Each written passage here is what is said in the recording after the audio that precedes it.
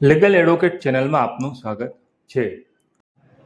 આપણે કાલ જોયું કે જૂનાગઢમાં અશાંત ધારો લાગુ કરવામાં આવ્યો છે, તે જ રીતે આજે ઉનામાં અશાંત ધારો લાગુ કરવામાં આવ્યો છે તેના વિશે આપણે વાત કરીશું।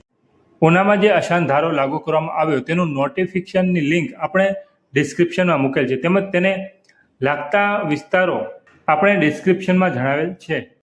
ઉનામાં અશાંત ધારો ક્યારથી ક્યાં સુધી અમલમાં આવ્યો તે આપણે આજે વિડીયોમાં જોઈએ।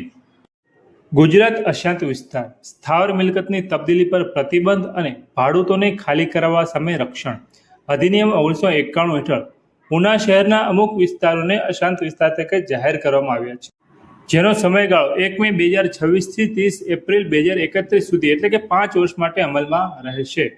આ અશાંત વિસ્તારોમાં આવેલી કોઈ પણ સ્થાવર મિલકત એટલે કે મકાન, પ્લોટ, દુકાન જેને વેચવા માટે દસ્તાવેજ કરતા પહેલા કલેક્ટર ગીર સોમનાથની પૂર્વ મંજૂરી લેવી ફરજિયાત કરવામાં આવી છે। આ સમયગાળા દરમિયાન મંજૂરી વિના કરવામાં આવેલી તમામ મિલકત તબદીલી રદબાતલ કરવામાં આવશે, એટલે રદબાતલ જ ગણાશે।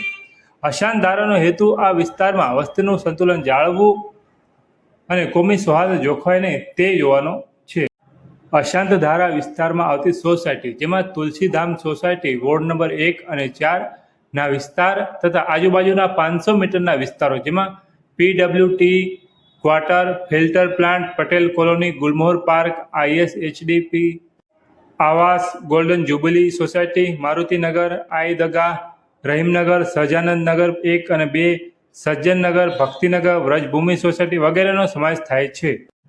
આપણે આવા જ કાયદાને લગતા વિડીયો તેમજ નવા આવતા જજમેન્ટ અને નવા આવતા કાયદાકીય પ્રશ્નોને લાવતા રહી છે, જેથી જો તમને વિડીયો પસંદ આવે તો વિડીયો લાઇક કરો અને લીગલ એડવોકેટ ચેનલ સબસ્ક્રાઇબ કરો, અને કોઈ પ્રશ્ન હોય તો કમેન્ટમાં જણાવી શકો છો। થેન્ક યુ, આભાર।